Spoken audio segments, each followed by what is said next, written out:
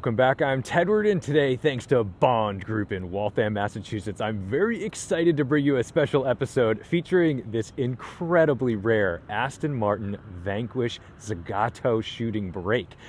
This is one of those cars when someone says, "What do you dream of driving or owning?" Here it is. I do love the Vanquish. It's incredible because it has a naturally aspirated 5.9 liter V12, making 580 horsepower, sent all to the rear wheels.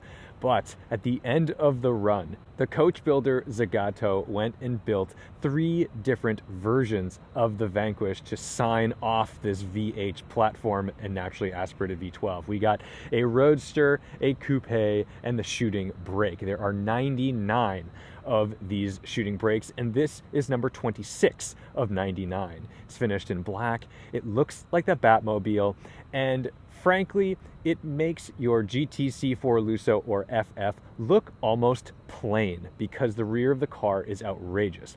Now, the Vanquish is already a gorgeous car. This one, being the later version of the Vanquish, has the 8-speed Touchtronic 3 transmission, much nicer and approachable and snappier than the 6-speed ZF that came prior.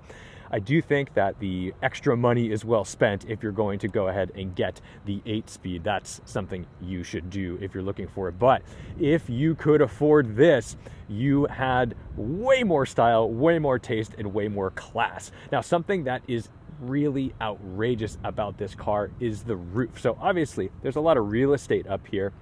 And Zagato is really known for having sort of a double bubble design. This doesn't necessarily have that, but it pays homage to that with this rear spoiler that's got the double bubble. And then down the center, you'll notice that's actually glass. So let's take a look inside, because when you look up, you get a bit of a skylight in the vehicle, and you can make it clear or dark with the touch of a button. Yes, it's like an electrochromatic thing. Very cool. Let me get this beautiful crystal key out so we don't have the dinging.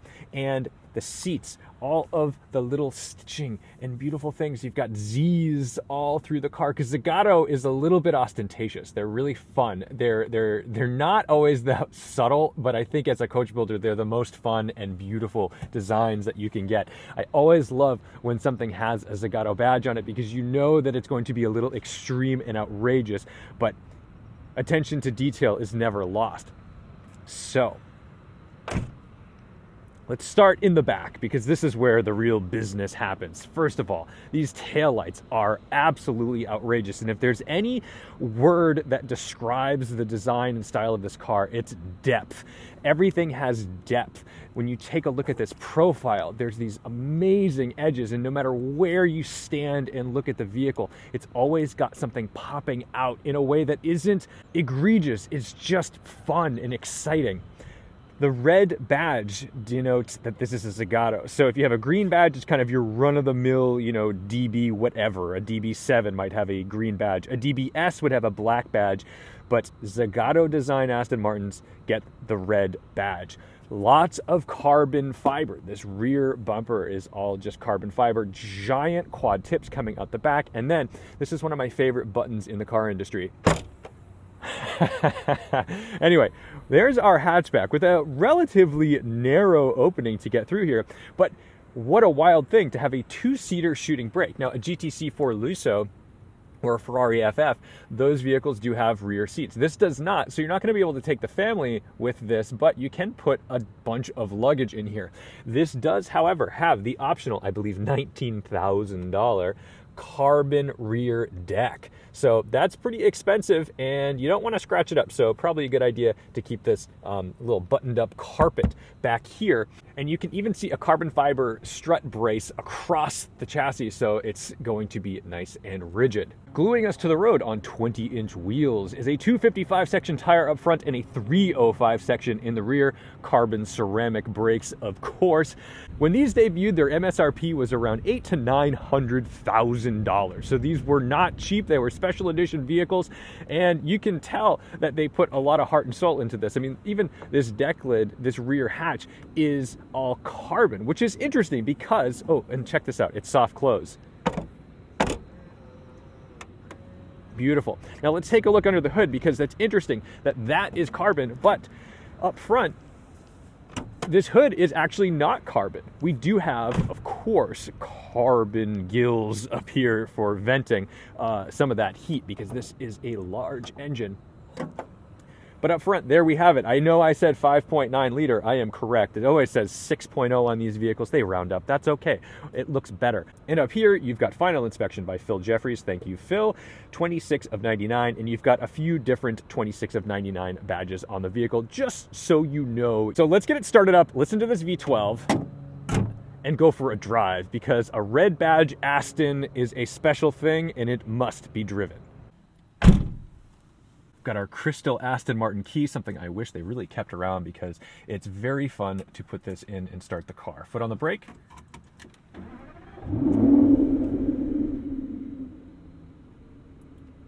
You get such a sense of occasion on the startup of the Vanquish. It's not the same anymore. In DB11 and DB12, you just don't get this kind of theatrical startup. I do love that AMR V12 twin turbo. It's a great engine and it's fun, but this engine is really more for me. I've got a 177 style steering wheel with a horn on the thumbs. And this kind of like gold accent piece around here. What's interesting is that you get a black badge in the sensor and not a red badge. I would have thought they would have gone with the Zagato red badge on the steering wheel. Carbon fiber shifter paddles. This is a torque converter automatic, just to be clear, not a DCT or a single clutch, and a 240 mile per hour speedometer. Kind of wild. Now down here we've got a launch control button, our traction control, our hazards, and here is the interesting button, because this is going to change the opacity of our skylight. And it works really quick. It's beautiful. I love that when you turn around in this car, you get this super deep, there's that depth again, vibe of the cavernous space in this vehicle. And then you've got carbon fiber just everywhere. It's a beautiful thing. And I think it's a great use of carbon fiber. Down here, we've got our flyaway handbrake, and we can get out there, put it in drive, and away we go.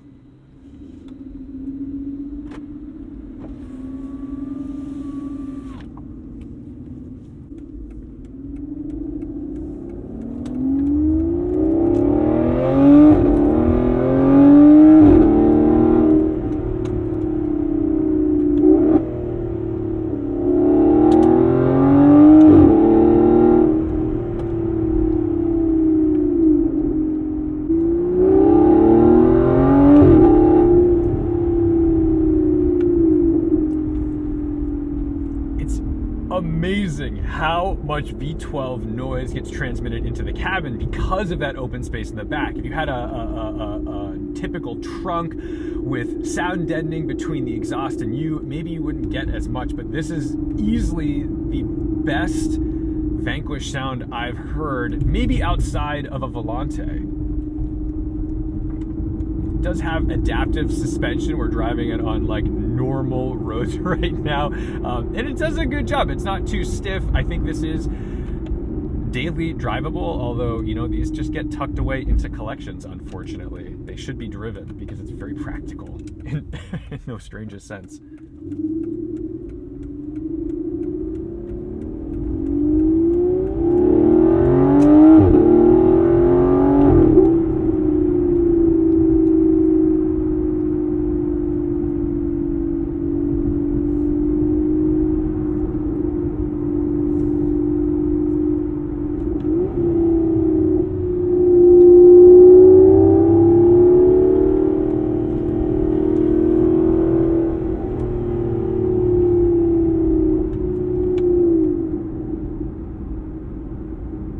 Now, while we don't have a nose lift and we do have a prominent carbon fiber splitter, it does have enough ground clearance to get over the stuff that we need to get over.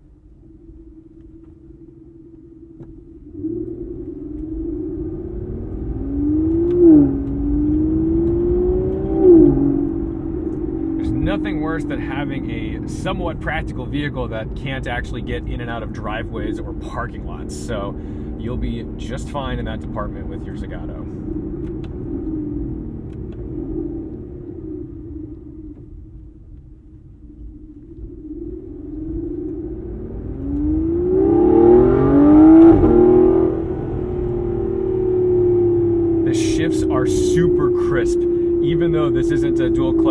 traction, it hits the next gear. And one of the things I like better about this engine than the twin turbo V12 that they use today is that it has the appropriate amount of torque. The torque that they have in these cars now, it just rips the rear end off the car. It's kind of hard to keep traction in a DB11 or a DB12.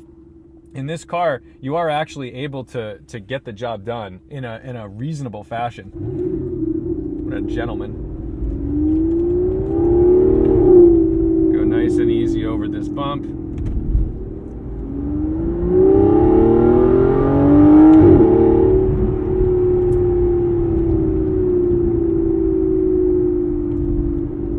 And on throttle, you can feel the rear end wiggling around a little bit. It just gets tight. It's perfect.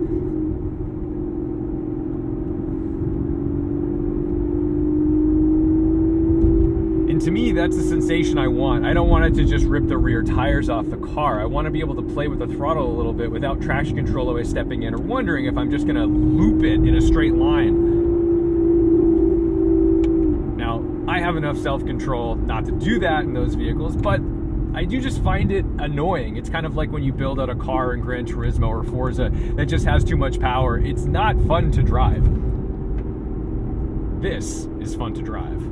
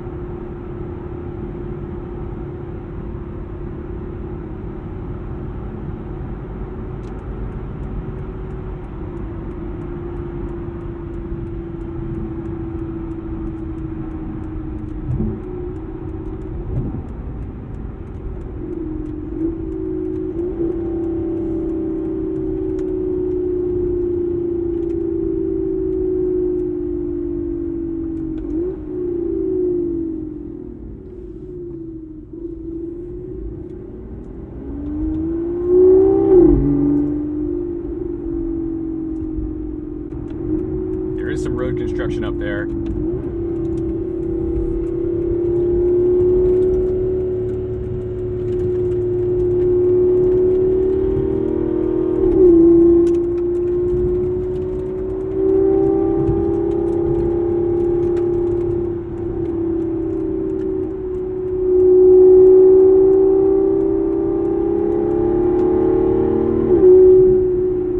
So we'll be mindful of that, not just accelerate hard.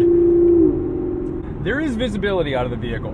The mirrors are nice and large. They didn't try to make them too small. It's an awkward shape, but you've got that rear quarter glass. But there is definitely some blind spots here. You need to be careful. And you do have the rear hatch with a big piece of glass, but it's not that big of an opening. So I'm kind of just looking at the ground behind me. I'm not looking at anything that, you know, I can't see really a lot of stuff going on because of the slope and angle of that hatch. So despite having all this glass, I do still have a slight amount of claustrophobia in terms of like looking around. So I'm really cautious when I'm driving this vehicle because this isn't one that you want to mess up and crack up. So, you know, take your time, be smart, don't assume no one's there. Someone might be there. If you're wondering about this steering wheel, it's square. People really sounded off about the C8 when they went with the square steering wheel, which is objectively more square than this. But I actually don't mind this. It has kind of a Formula One vibe to it. I like that. It's fun. It fits my hands nicely. I like that the horns are here, although my instinct is to go here. It's okay, because I'd have to adapt to that. I like that it has, like, you know, I like that it has normal controls, but it's always funny when you get into Aston Martins because everything, especially in a Vanquish, is like really well detailed and beautiful, and touch points are all dead on, except for like the thing that you interact with the most in these cars is like the blinker stock. Hopefully you're using your blinkers. They're really cheap. I mean, this is like, it feels like a Ford part. So you do almost wish they went a little nicer on a couple of things, but nothing wild. I am slightly bothered by this generation of Aston Martin tachometers, and it's not because it's an anti-clockwise tach. I like that, that's fine. My problem with it is that they don't show you where the red line is. So it goes to 8,000 RPM. This is not an 8,000 RPM V12. So you kind of just have to listen to it, and then you figure out like, okay, maybe we hit rev cut, or it sounds like that's about the end of the run. But I do wish they put like just one little red stripe in there, just so I know, is it 6,800? Is it 7,200? That would be lovely.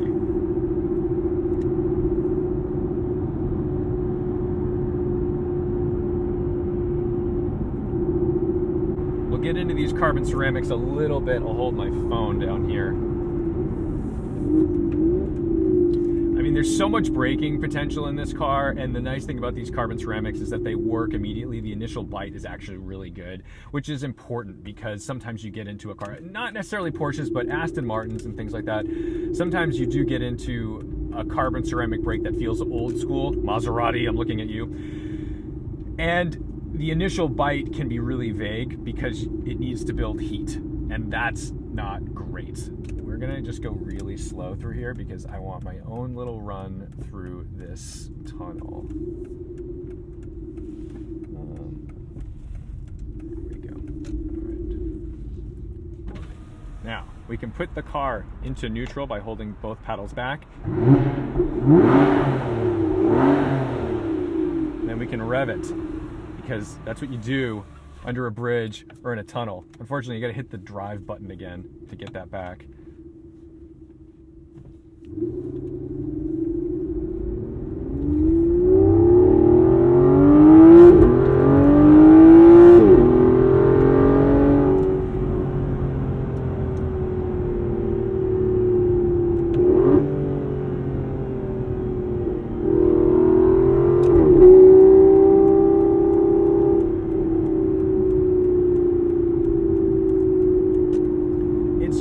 Craziest sounding thing. And again, it's not so fast that you can't exploit it. It's plenty fast. I mean, if you had some open road and no fear of arrest, this is a fast vehicle. This is gonna get you there really quick. You, your passenger, and all of your stuff. I mean, all of your stuff. Maybe even a little dog. Be careful with your little dog back there. Carbon fiber is not very soft. It is stiff. However, when I do go over some rough terrain, everything feels screwed down nicely. There's no rattles, but I'm always reminded by what is up front, because this exhaust is echoing through the cabin in the best possible way.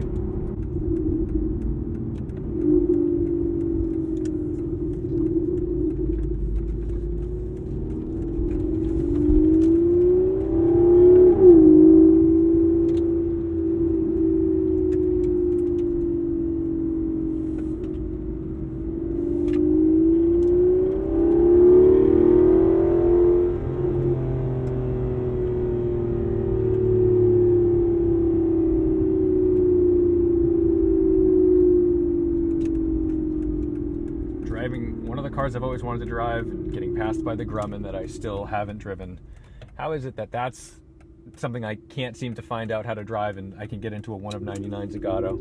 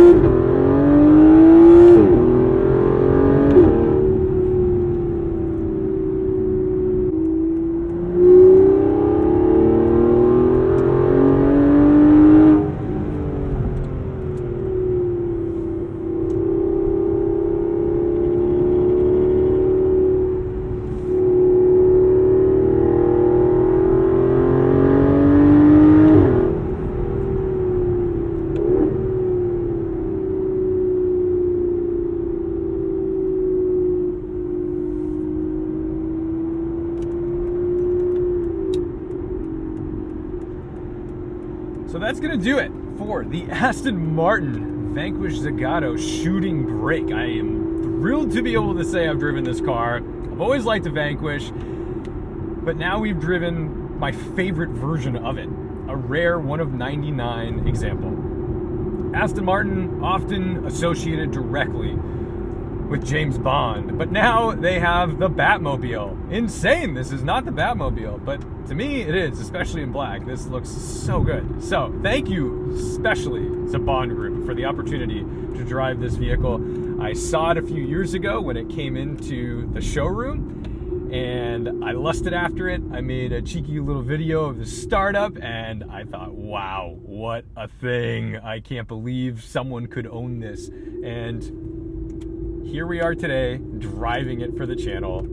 Full circle, really excited. Thank you guys so much for watching, liking, commenting, and subscribing. Don't forget to respect the drive. And I'll see you in the next one.